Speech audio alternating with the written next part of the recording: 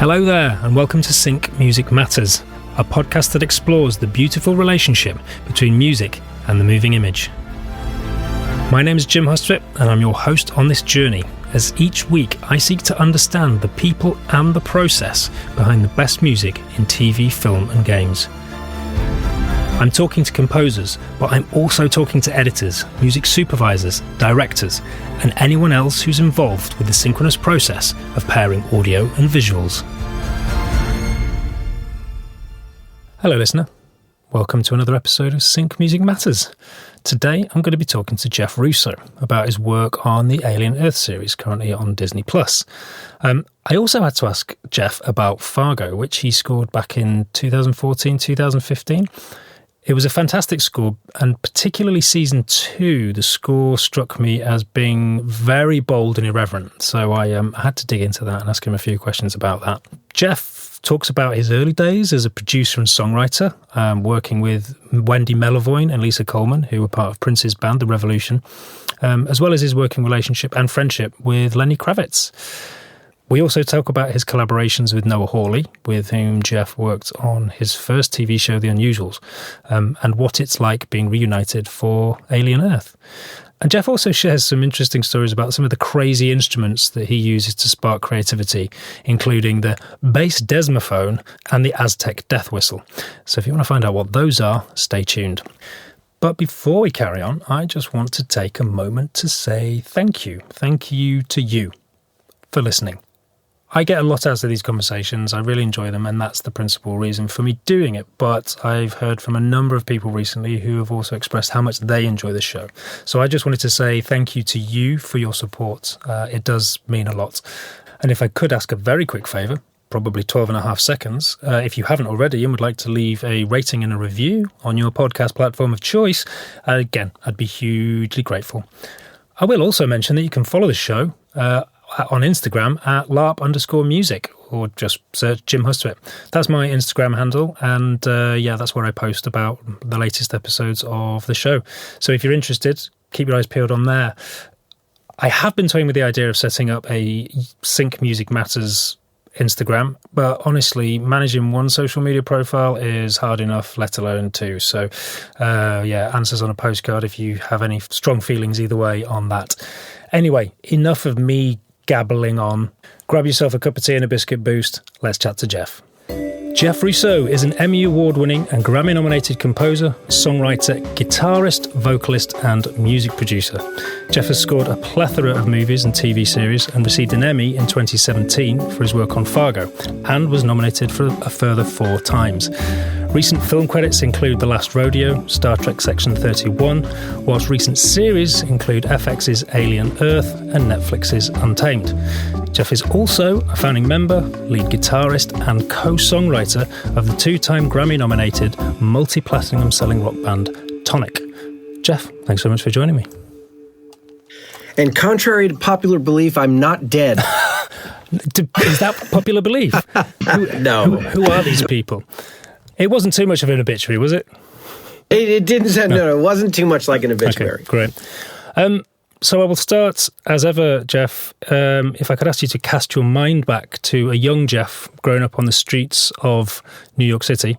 If someone were to have asked you, what would you like to be when you grow up? What would you have replied? Well, guitar player in a rock band, rock star. That was what I wanted to do when I was old enough to know, but still young enough to have those kinds of dreams, I guess. I grew up listening to rock music and sitting in my room, learning all the songs, learning how to play Pink Floyd songs, learning how to play Led Zeppelin songs and Beatles songs, and on guitar and drums and all the instruments that I like to play. So yes, the answer is rock band. And well, so normally the question is, and at what point did you come to composition? But you actually did make it in a rock band, didn't you? Yeah, I started a band when I was in high school and sort of moved out to California and sort of chasing the dream, and then started another band. yeah, like we went out on the road. We had a couple of hits on the radio. We toured for a very long time, and we definitely did live that dream. And I still pinch myself when I think about the things that we experienced in that time. You know, it's pretty incredible. I know. So what were you scoring to picture during that period or not? No. So at what point did that start to become an area of interest? I mean, not until much later in my life. You know, when I was taking a break, the band sort of took a break in like 2004, 2005. We decided to take a bit of a break. The singer, as singers do, wanted to make a solo record. I kind of needed to make a decision as to what I wanted to do. Did I want to make records? Did I want to produce? Did I want to write songs? I didn't really know. And I had friends that did this. That they were composers for television, composers for films, and I had talked to them about it. And Wendy and Lisa from Prince's band, they asked me to come and join them at their studio just to sort of see what they were doing. You know, Wendy had said, "Come down to our place and check out what we're doing. Maybe that's something that interests you." So I did, and ended up spending about a year and a half there, watching them work on the things that they were working on. They were working on Heroes. They were working on Crossing Jordan. They were working on The Bionic Woman. They were working on all of these, television properties. And at some point, they asked me to start helping them. You know, like it started with just like setting up the studio and doing little bits and bobs. And then after that, like they asked if I had any interest in trying to write some music for them. And I did. And I kind of got bitten by that bug. And it wasn't until about 3 or 4 years later that I got hired to do my own show. And strangely enough, the person who hired me to do my first show that I had ever done on my own was Noah Hawley, who did, ended up doing Fargo and Alien and Legion and all the things we've done. But his first show was called The Unusuals, and he hired me to do that show. And did you study music? Or are you entirely self-taught? I mean, I studied music on my own by listening to Jimmy Page play guitar and Dave Gilmour play guitar. And, so, but do I have any formal music training? No, I don't. I'm self-taught pretty much with all of my instruments, all the instruments that I play. I grew up, when I was 15, I had a dear friend. His name's Lenny Kravitz, and he was making records at the time. I was 15, 16, and he was sort of like I want to say mentor at the time, but he was like, he's like 5 years older than I am. And I was kind of the teenager, me and my buddy, who had a band at the time, and Lenny was his friend. He introduced us, and we all started hanging out, and I basically learned how to play music watching him make records. And he was very sort of influential on me in that way, in the sort of harmonic and melodic way of writing music. I feel like from a playing standpoint, he had a lot of influence on my playing when I was a teenager. So in terms of, I often think there's a sort of dichotomy between how people process music, and that some people are very much led by how something sounds, whereas other people are much better at sort of intellectualizing it and coming from a theory perspective and modes and what have you. And given that you didn't study music, and it sounds like you were kind of just learning on the job, do you see yourself as being more ear-led? Yeah, I guess so. Like, if it sounds good, it must be good. I don't really subscribe to the rules because I don't know the rules. Right. So if you don't know the rules, you don't really pay much attention to whether or not you can do moving fifths, or you can do this kind of harmony, or does this work? It's all about what it sounds to my ear. Now, I have learned some of the rules along the way, because you kind of have to. Certain instruments don't play in certain ranges, and certain instruments don't sound as good in certain ranges, from an orchestral point of view, or from an orchestration arrangement point of view. But in terms of writing, it's like, try not to think too much about what can work from a theory point of view. Although, look, the music theory is there for a reason. So as I've picked up more and more of that over the years, it does come in quite handy. Yeah, absolutely. And am I right in thinking that Tonic are still playing? Are you still playing live? So there's a part A and a part B to that question. So part A is, yes, Tonic does still play. They still go out and do some touring and play. There hasn't been any new music for a while. The last thing we did new music-wise was back in 2020, I think. But the second part of your question is, no, I haven't played with the band. The last show I did with the band was in 2019. Although over this past summer, I was conducting the Nevada Pops at a Star Trek event, and I invited Emerson, who's the singer in the band, to come, and we played 5 Tonic songs along with the orchestra. So that was quite fun. It was the first time I'd played with Emerson in about 6 years. So are there plans for me to play with the band? Next year's our 30th anniversary, so I want to say I would really like to. I'd really like to make some time to play some shows with the band, because Emerson and I started that band 30 some odd years ago, and it's like it's one of my children, right? Like, those songs and those records are really an integral part of my history. So I take it very seriously, and it's very near and dear to my heart. So yes, I'm hoping that I will be able to play some shows with the band next year. Yeah, because I did wonder whether, if having done that for so long, whether that was something you missed. Obviously, there has been a recent trend of some composers taking their scores on the road. Is that something that you would consider doing?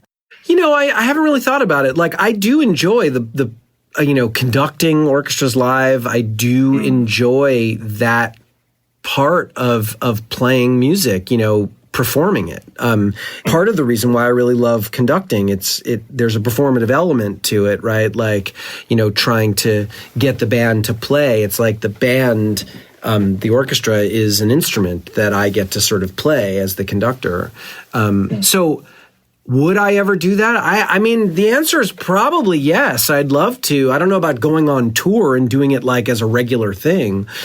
Certainly playing shows and performing music that is performable, because some scores are not. Some scores are not really performable in that way. Some scores are. And I would love to. The Alien score, I did a 9-minute Alien suite when I was in Vegas over the summer, and it was a lot of fun. So yeah, that would be a good time for sure. And the reason I ask this is because I think certainly in the UK, I don't know about the US, but there is a tendency that music can often be regarded as not a proper job. Was there any point whilst you were doing music that you needed some kind of fallback if music didn't work out, or if in your mind was like, this is you were just going to make this happen? I think that when you're young, you don't really think about that. And, so, I mean, when I was really young, I had a job. I was cooking in a restaurant. I was a, sous chef, line cook for a while. I did my fair share of waiting tables and bussing tables and bartending and bar backing. But in terms of having a fallback position, that was never something that I really thought about. And thankfully, it wasn't anything that I really needed. Music, I consider myself to be extremely fortunate that I continue to be able to support myself and my family with making music. And I consider myself to be extremely fortunate and lucky that I've been able to do that my entire adult life. It's rare. It's not easy, but let me just say that it is certainly a real job. Like, what I do is a real job. I have to manage a bunch of issues and things and do things on time and make it work. It's being a composer for film, television, video games. It's not just sitting around with my guitar writing songs, or writing music. I mean, there's so many. We are editors, producers, composers, managers, like there's so many hats that we wear as composers, that it's interesting to hear someone ask like about it not being a real job. It's certainly a real job.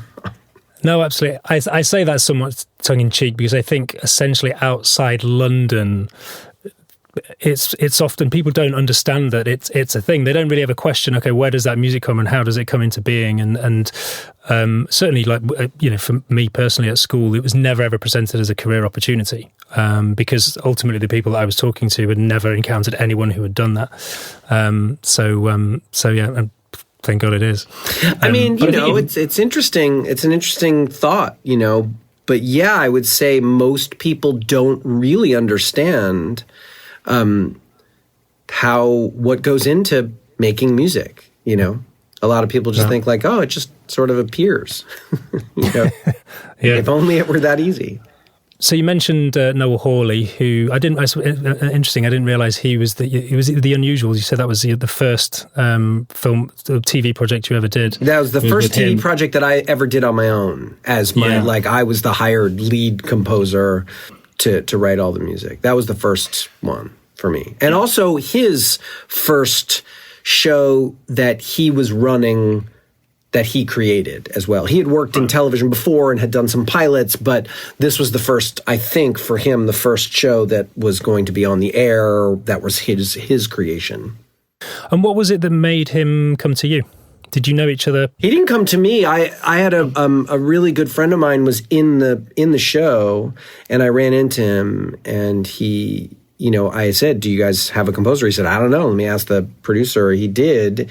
And they didn't have anybody yet. And they said, tell your friend to write a demo. So I wrote a demo, and he liked the demo, and I went and met him, and we liked each other, and we sort of hit it off and became friendly, and he ended up hiring me. Did you have a brief for that demo? I didn't. I didn't have a brief. I just had an idea. And, I really think like, with that kind of thing, a brief is one thing, but a brief without an idea. See, an idea without a brief is still valid. A brief without an idea is just you trying to do something that somebody else is telling you to do.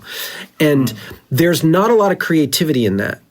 And I find that if someone gives me a brief and that doesn't spark an idea, and when I say spark an idea, I don't mean like, oh, I know what this person wants, I'm going to do that. Because that's one way of looking at it. I'm always looking into a brief like, what does it make me want to do? Like, what is the idea that it sparks in me? Because if I don't have an idea, then I'm not being creative. I'm not creating something. I'm just fulfilling something. And that doesn't seem as inspired, right? I'm always looking for some kind of inspiration with making music. So in that show, this is 17 years ago, in that show, he had told me I had gotten a brief on what the show was about, right? Like, I knew what the show was. I had read a script, but nobody said, we're looking for this kind of music. And at the end of the day, I did a demo that he really liked because I had an idea of what that music should be.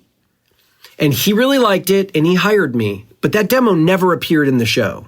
Like, that was not even remotely like what the show ended up being musically, which just goes to show you, like, it's not necessarily, are you doing the right thing for the show? It's like, are you connecting with your collaborator? Because to me, working with a showrunner, working with a director, working with a writer, like, that's a creative collaboration. At the moment it becomes like, I want you to do this exactly, that's not a collaboration, that's a job. And although I have done those types of gigs before, they're not as, you're never going to get the best out of somebody when that's the idea, Yeah, sure.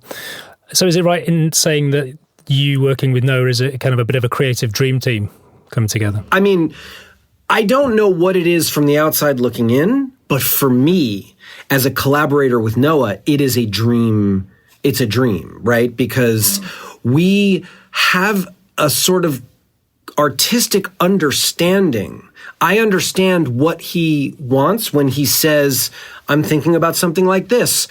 And it's always, what do you think about that? How would you approach that? And what does that look like to you? And the way it usually works is we start talking about a musical idea and a musical identity, and then I start to write and I start sending him stuff. And it really is sort of like a back and forth.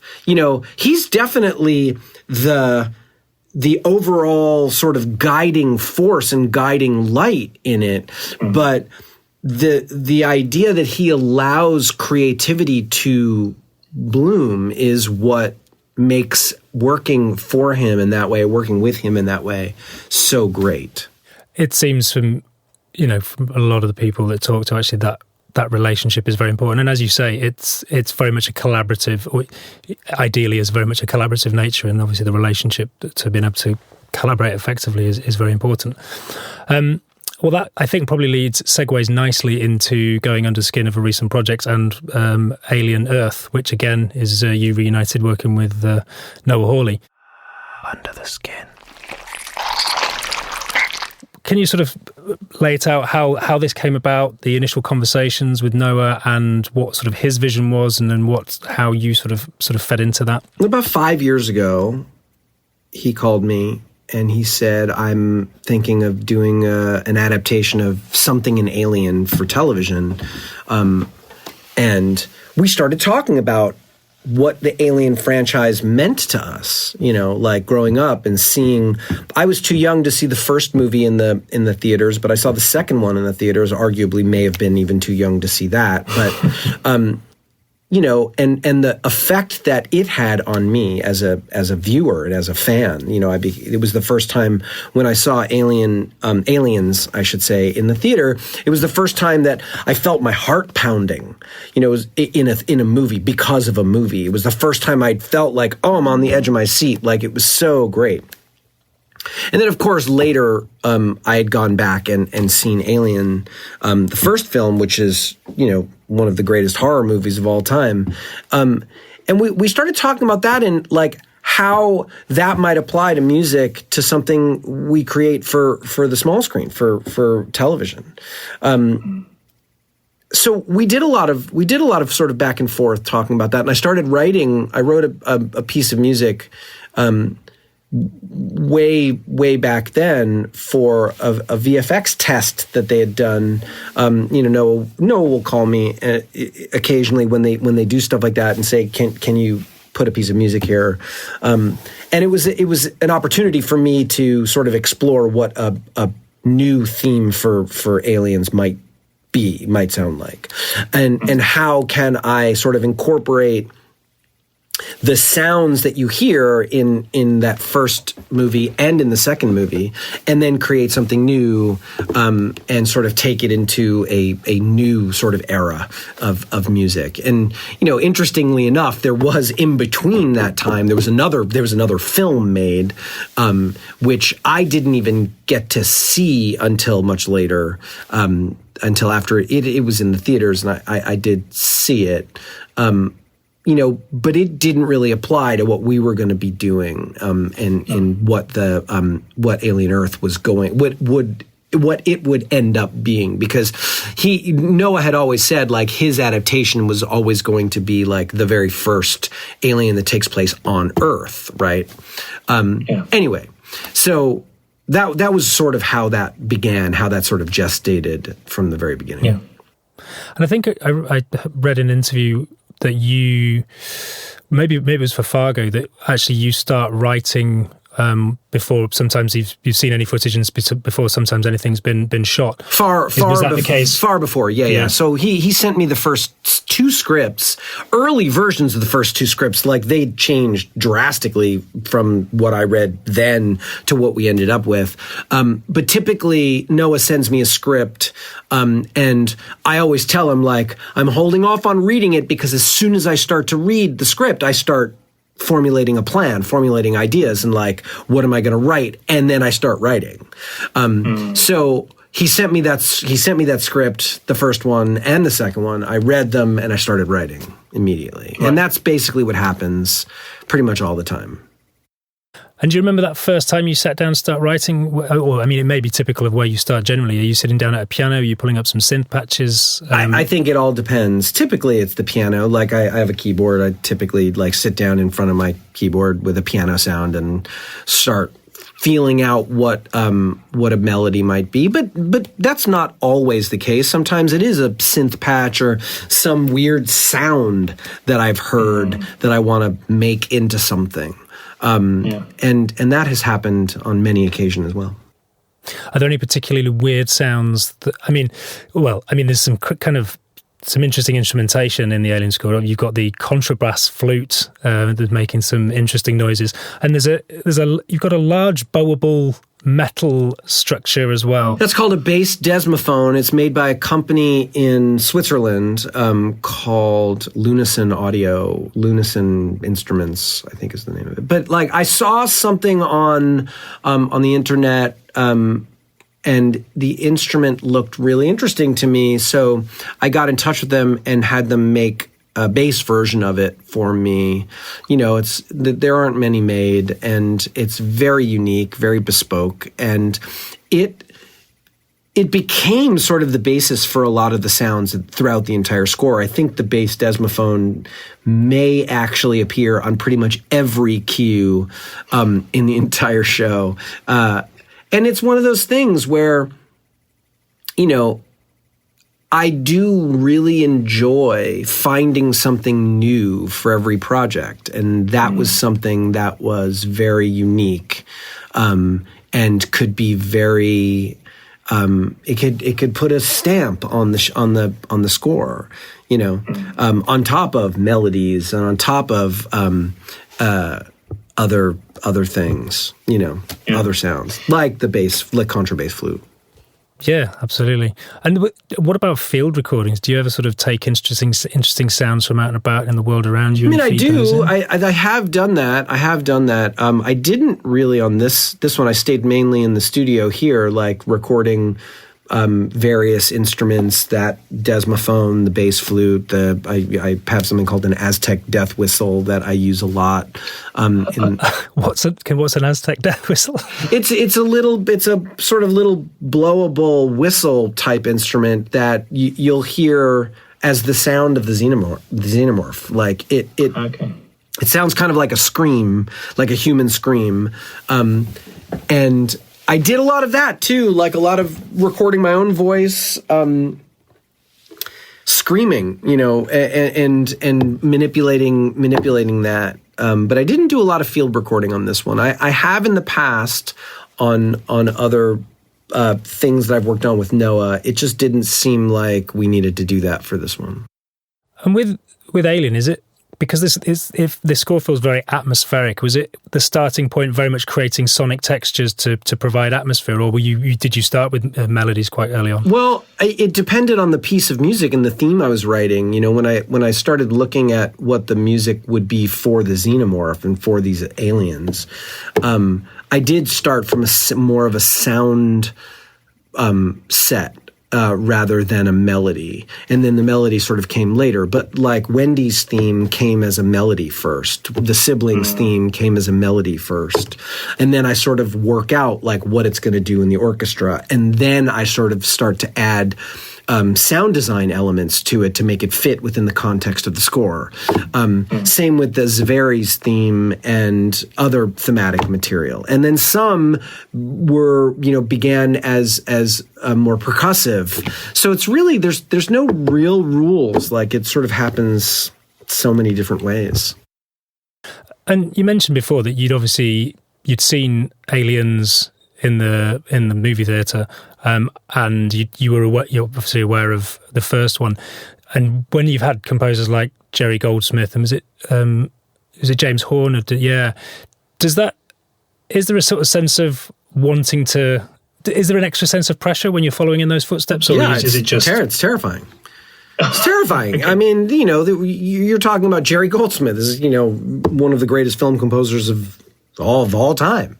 And James Horner is up there as well. And, to think that I stand in their shoes or stand next to them is I would say almost completely unbelievable to me. So, but at the same time, I have to put blinders on. I have to think about it. I have to not think about it, because if I think too much about it, then I scare myself into not being able to write anything. So I do acknowledge that in my heart. I do acknowledge that in the music that I write, but I also have to have blinders on and not look sideways. And I got to think about, well, what's the task at hand? What is this show going to be? What am I trying to get the viewer to feel? What did the viewer feel when they watched that first movie? What did they feel when they watched that second movie? How can I get the viewer to have those same feelings with something that's different, something that's unique, some other melody, some other sound? How can I tip my hat to Jerry Goldsmith's score? What can I do? Like, little motif can I take and just drop in to give the fan something to remember? Like, oh yeah, I remember that from the movie. You know what I mean? Like, little things like that I can think about, but I do have to sort of have blinders on. Are there any particular things that you can think of at the moment that you when you sort of look back at the original scores, any of those little, I don't know whether it be motifs or sounds that you've done in homage? Are there any in the new score? Yeah, I mean, there are. Particularly, there's this one motif that has this this delayed horn motif, ba, ba, ba, ba, ba, ba, ba, ba, which was something that was done in the previous scores. And I thought, oh, that's an interesting thing. I can do a different sort of melody or different two notes and do that, and that would be very evocative of that. And in those little ways, I'm able to tip my hat to what those sounds were.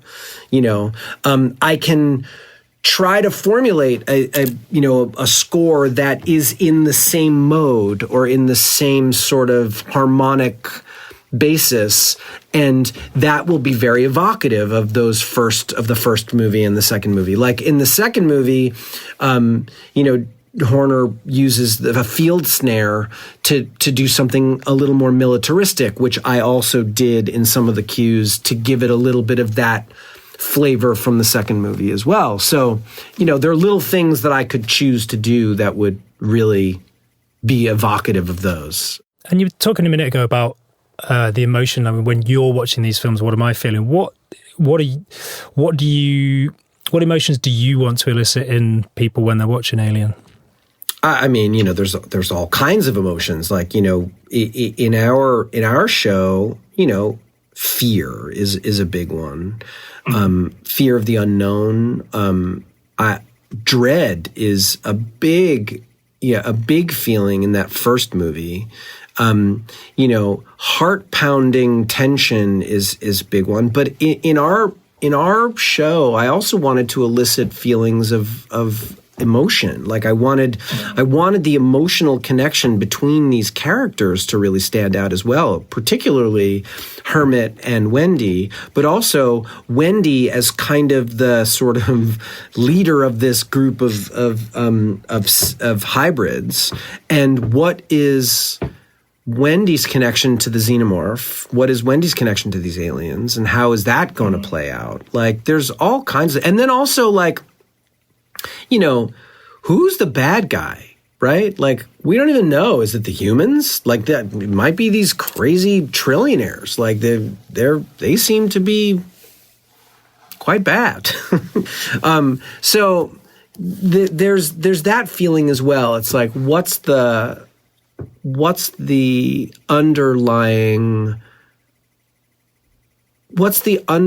motivation for characters, right? the underlying motivation for Hermit, say, is his love for his sister. The underlying motivation for, at the beginning, at least at the very beginning, for Wendy is her empathy, right? She has empathy for the aliens. She has empathy for her brother. She's empathy, that's sort of coming out of her pores. And I wanted to sort of underscore that as well. Yeah, I think mission very much accomplished. And it does, I think the series at large does feel very, in a way that maybe previous Alien sequels haven't, but it feels very much like it's gone back to the originals, and certainly like with the edit and the way it was shot and the score as well. It feels really good. And it was interesting as well when you're talking about the different instrumentation, because it sounds like a part of this is creating those unique sonic textures, those unique sounds, which are synonymous with this particular score, but also there's the excitement of getting a new instrument and being able to play it. It sounds like you're sort of like a kid in a sweet shop when you've got or on Christmas morning, this brand new instrument. It's like, okay, well, this is a way to also just sort of get that creative flow going and get that sort of creativity flying. I mean, definitely, that's definitely how I get creative juices going. And I typically like to look for something new for every project that I do. Well, and I would quite like to just briefly touch on Fargo, because I sort of mentioned off air beforehand that that was a score which really resonated with me years ago. I think before I was even, I knew film score, but it's something in that moment. But it feels like that there was that, because the first, and it's a long time ago since I watched it, but if I recall correctly, the first one was fairly classically led, and then in the second one you got the USC drum corps. I did get the USC drum corps to play on the second score.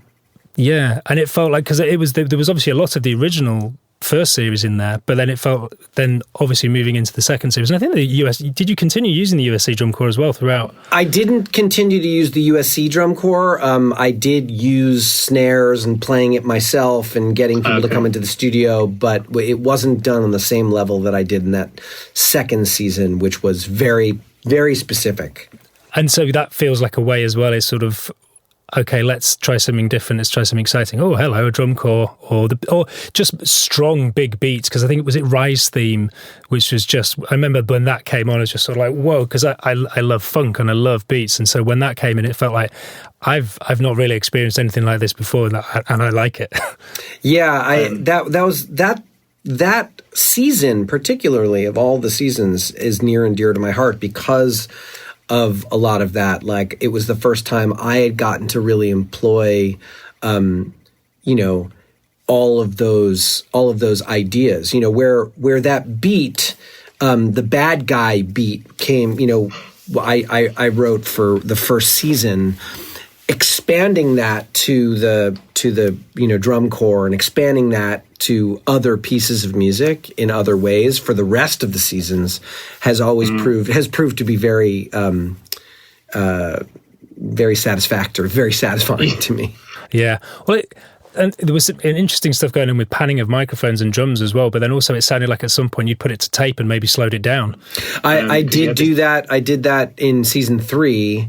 Certainly did that, where we recorded the drums and then we slowed them down and made them a lot sort of wider and lower, and they sound a little angrier when you do that. So yes, I've done it all. I've tried all of the tricks. And it's funny as well, because obviously you've got very much, it sounds like you come from, there's a bit of a producer background. So do you kind of enjoy nerding out on that sort of the idea of laying things to tape? And I see you got some analog synths behind you as well.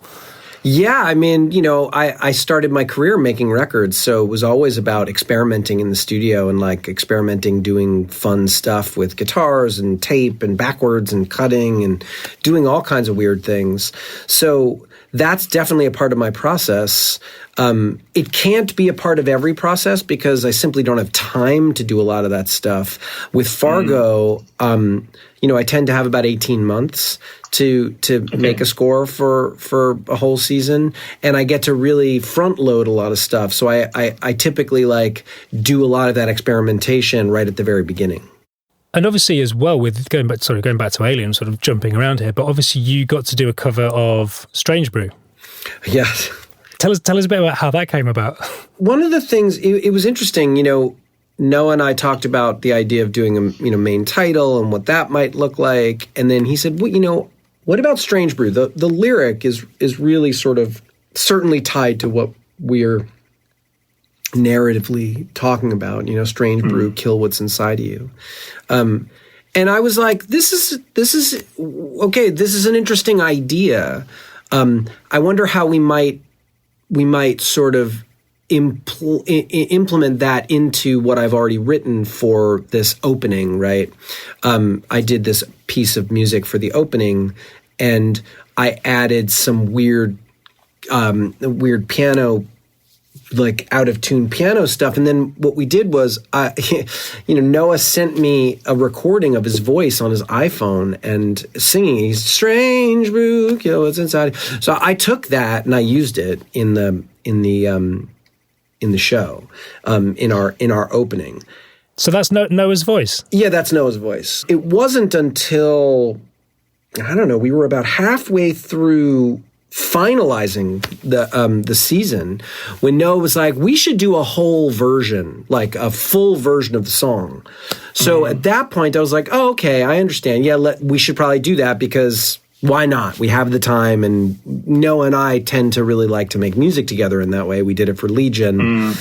We did a few for Fargo as well. So I ended up like making a track and producing a track for it, and then Noah came into the studio and we recorded his voice, and then it all of a sudden we had a whole version of it, which doesn't actually appear anywhere in the show. It's just our sort of homage to ourselves. Oh, it's a nice touch. Were you a Cream fan? I mean, I wasn't not a Cream fan, right? Like it wasn't something that was on my radar. Clapton, sure, I've been a Clapton fan as a guitar player, like, thinking like he's a great guitar player, but the band itself never really, I wouldn't say I went out and bought Cream records. But I of course knew their work. I of course knew all of the seminal Cream classics, that being one of them. And so the answer to your question isn't a yes or a no. It's sort of neither. It's like, I was aware. Well, I mean, that segues nicely into getting a taste. Because I generally feel, and through doing these interviews, there's this formative years from, I don't know, maybe age 10 through into 20s, where the music that we consume goes some way to shaping us creatively. Are there some particular tracks, albums, which you think as seminal in terms of your musical development? You had mentioned earlier talking about listening to Led Zeppelin and Jimmy Page. That was obviously clearly had a large influence. Yeah, I mean, I would say that probably the most important record in my musical life that started me on my sort of journey of making music is Pink Floyd's The Wall. And that was my beginning into listening to that band, which I feel is one of my touchstones for everything that I love. And when I heard this song called Mother, which my friend Pete played me when I was 15 and we were smoking weed, and he was like, have you ever heard this? And I was like, I don't know. And he played it for me, and I was like, oh my God, I have to do that. That's what I really want to do. I want to make music doing that. So that was it. That was the moment that you think that put you on this path to where you are today? Without a doubt. What are some other albums or tracks that you can remember sitting down and listening to and going, whoa, what is this? This is a game changer. I mean, Houses of the Holy, which was, a seminal Led Zeppelin record. The first record I ever owned, my dad brought home the Beatles Yesterday and Today, which was a sort of a Beatles compilation record. That record also became really important to me. But then, Abbey Road was a big record for me as well. So yeah, basically classic rock. Like, there's a lot of classic rock in my background. And my dad, it's funny because I lost my dad when I was 12, but before that, I remember him playing, he was a classical music fan, so he would play classical music in the house all the time. And I was particularly connected to Beethoven's Ninth, which my dad had this box set of vinyl records of all of the symphonies 1 through 9, and I just remember him always playing 9. Obviously the hit, which was 5, which was something that was everybody knew at the time. I mean, not at the time, but everybody knew when I was growing up. Like that was the thing. The Fifth Symphony, especially with Walter Murphy's A Fifth of Beethoven. But so there was some classical music in my background, but mainly it was listening to rock music. What about film score? Did you listen to film score much when you were younger? I would say, not specifically, but Williams scores were always very, I never thought about them then, right? Like, yes, we all loved the Star Wars score. We all loved E.T. It wasn't until later in my life that I realized that E.T. might be one of the greatest, film scores ever written. I didn't even think about film scoring as a means for me to make music. I never put 2 and 2 together until I saw Brokeback Mountain. When I saw Brokeback Mountain and I heard Gustavo's score, and I was like, oh, you mean you can do guitars and strings and have that be a thing to help the narrative? Once that happened, I was like, oh, it sort of made sense to me, wanting to write music to tell a story, but not telling a story with lyrics, but telling a story with the music along with the actors and the dialogue and the whole thing. So it wasn't until later in my life that I had any connection to it on a creative level. That's an interesting point. I've never really considered that. Was it Gustavo who, prior to that, would it have been? No, because I suppose the spaghetti westerns, they would have been guitar. Yeah, they had guitar, but not in the same way. It wasn't, that was guitar utilized in a different way, where the way Gustavo was using that acoustic guitar and the strings and the pedal steel, it just felt very much like he wrote this song, but the song was a score, but it wasn't a song. It was long form, which was interesting to me. It wasn't like, it wasn't like Morricone using acoustic guitar or like, surf sounding guitar in a spaghetti western, which also was certainly a guitar. And typically I don't use guitar all that much in my scoring, even though, my main job for a very long time was playing guitar. I typically don't write for guitar, because when I do, I'm like, it just sounds like me. And that doesn't really like flip my switch, it doesn't really make me feel good about it. But you did for on Alien, didn't you? Or did you got the guitar on? I mean, I did at the request of Noah. He was like, I think it would be a good idea to do something totally different, like just 2 guitars, like maybe something playing a rhythm and something playing a solo, like noodle it. And I was like, okay, I'll try something. So I did, and it ends up being the outlier. It's the outlier out of like 6.5 hours of written music. It's one piece out of all of that music that has guitar, and it's kind of interesting to hear people talk about it because it's such an outlier. And by the way, also typically outlier for me in terms of in terms of like writing scores. The same thing happened with Untamed, right? Because with Untamed, it's this Western style score, like it's a Western style show. It's not really a Western, but it takes place. The backdrop is the national park, with the National Park Service investigating a murder, and they're on horseback sometimes. So it's like, if you're on horseback, it's got to be Western feeling. So I ended up writing some music with guitars, and I also did this movie called The Last Rodeo, which was also kind of a Western back earlier this year. And again, I got to do stuff that I don't typically do, which is write these themes with guitar. So the whole idea of guitar, like all of a sudden this year, it's like 2025 was the year Jeff Russo took his guitar out and started, utilizing guitar on some of his scores. I'm not sure that that's going to happen again for a while. Maybe it will. I don't know. Well, we just have to make the most of it now, then 2025. But yeah, as you were saying that, it did occur to me. It's like, well, this is the year that you've sort of, obviously, most of the time been avoiding it, but then sort of gone, actually, well, let's embrace it. But it could be a fleeting moment in time. Interesting. What about, you mentioned obviously Alien, having seen that, Aliens. Are there any particular seminal moments in, could be televisual or film, where you think you saw something which sort of made you stop and question everything? Well, again, there was Brokeback Mountain, which definitely made me stop and go, oh my God. I'd say Hans Zimmer's score for Interstellar did that to me too, which was like, sounded different to me.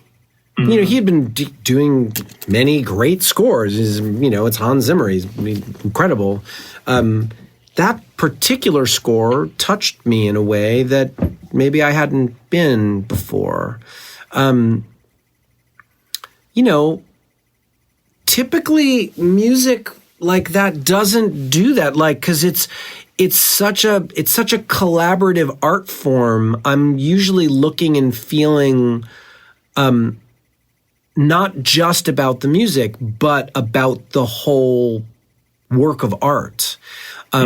So typically I'm not thinking about it. If I'm thinking just about the music, I'm wondering to myself, what does that mean, that the whole work is not what it needed to be? If I'm thinking about only one of the pieces, like if it's not so enmeshed in each other, that if it's not, then maybe it's missing something. I don't know. It's hard to say. I don't think that anything recently has really been like, oh my God, that's game changing. Yeah. Well, it does feel like in recent, the old adage is that, you shouldn't notice the score. But I think it does feel like there's been a bit of a shift in terms of that, where score is increasingly playing a role, maybe in the sound design, maybe in the, the character. I do not mean that you shouldn't notice the score. I think that if you're not taken in by the entirety of the work, then maybe something is missing. Certainly in thinking about it after the fact, you might go, oh, right, there's that one melody that was really beautiful and how that worked and the thing. And certainly you can pull it apart. But if you are thinking about one part of it and not the other parts, I kind of feel like maybe something is missing. I don't know. That's just a thought. Well, I'm conscious of time, Jess, so I think it's probably time to start wrapping things up. But obviously we've got the quick fire questions, if I may. So first question, and possibly one of the most important, what's your favourite cookie? Chocolate chip. Chocolate chip, wow. It seems to be a common theme. Andrew Lockington's similarly is a favourite chocolate chip cookie. What do you do to let off steam? Make coffee. You don't drink it? I do drink it, but it's not the drinking that lets off the steam. It's the focus on the barista part of it. I have a pretty complicated espresso machine, and getting the grind right and getting the weight right and having the exact amount of the pull of the espresso shot being exactly right. That is one way that I sort of can zen my way out of having steam. Yeah. Does that zen carry on once you've consumed the coffee, or does that sort of go? Yeah, I can feel the stress sort of melt away. Do you have a similar ritual with tea or just coffee? Just coffee. Tea is just like add water. I mean, no offense to the British, because tea is great you know what I mean? I love a high tea for sure, but that's not something that I would use to let off any steam, because it's not a lot of work goes into making tea. I mean, not that I'm aware of. Well, it depends. Obviously, if there's loose leaf, there's a bit more. But no, you're right. You're not having to grind the beans, and it's not quite the same ritual. But you know, I think the Brits are maybe given a bit too much credit. Yes, we drink a lot of tea, but we actually drink pretty crap quality tea as well. So we may pretend to be connoisseurs, but I don't think we are. What's a little known fact about Jeff Russo? A little known fact about Jeff Russo. I, for a very short time, maybe not that short, I worked in New York City as a messenger. Typically, those messengers were on bicycles. I was not on a bicycle. I was on roller skates. Wow. So you're a pretty handy roller skater then? That is the little known fact. Wow. And we're talking quads rather than quads. Skates. I'm old school, quads. Wow, amazing. That is... have you got photos of you back in the day? Not that I would ever share with anyone. Okay, that's a shame.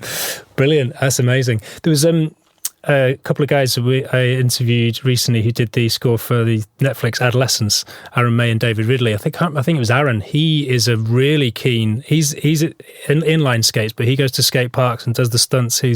That's his way of letting off steam. What scares you? Oh, boy. What scares me? Generally speaking, I would say, in the world, a lack of empathy scares me. Yeah, and it feels like, I don't know, but there's that's quite heightened at the moment in many ways, and that's scary. That's scary to me. Absolutely. And finally, what piece of advice would you give to your younger self? Try not to care as much what other people think. Is that from a personal life point of view and or musically? All of the above. Yeah. Do you think caring what people felt held you back at all? I think that sometimes it does positive things and sometimes it does negative things. But I think generally speaking, you know, having your own voice and, you know, be cognizant of what people think, but you can't have that be the thing that you care most about. That's interesting. And yeah, I think very valid, because Andrew Lockinson said exactly the same thing. And if he felt that at a time when he let go of caring what other people think, he felt that that's when his music started to improve. And I don't know that I'm applying that to music. I mean, I apply that to music certainly in the creation of art. Like, really all that matters is what the artist thinks, right? But I think it's a general sort of life goal rather than just a music goal, right? Like it's a life lesson. Well, Jeff, thank you so much for taking the time to chat. It's been an absolute pleasure. What couple of projects? What are you up to next? I'm currently working on Cape Fear, and I'm working on Starfleet Academy, which is another Star Trek property, and a couple of other things. Presumably they'll be out 2026? Probably. And where, obviously, music's on Spotify and other non-Spotify related music sites, but where else can we find your social media? You know, I have Instagram, which is Jefferson Russo. I mean, I don't really go on Twitter, but I have a Twitter. I have a website, jeffrusso.com. I don't know that it's even updated. Somebody is probably putting something up there. I had a look. It is fairly up to date. And there's a YouTube channel that I try to post some fun videos of doing stuff. And I've been posting a lot more recently on that. But really, the Instagram is like, that's the sort of main hub. The main hub. Okay. Well, I will link to all of said sites in the show notes. Great. But it's been fantastic. Thanks for taking the time to chat. No worries. My pleasure. Thank you very much for listening. If you've enjoyed this episode, and given that you've listened this far, I feel you might have, then I would be honoured and incredibly grateful if you could take a moment to subscribe, rate and review on your podcast platform of choice. By subscribing, you'll automatically be notified each time a new episode drops, and by rating the show, you tell the artificial intelligence that will soon be running the world that this podcast is worth listening to. I certainly get a lot of insights and value from these conversations, and I genuinely hope you do too. If you'd like to get in touch with the show, then you can email me, podcast@larpmusic.com. Larpmusic.com is my digital abode, and the home of the podcast is larpmusic.com/Sync Music Matters Podcast. And Sync Music Matters Podcast is hyphenated. Thanks again for listening, and until next time.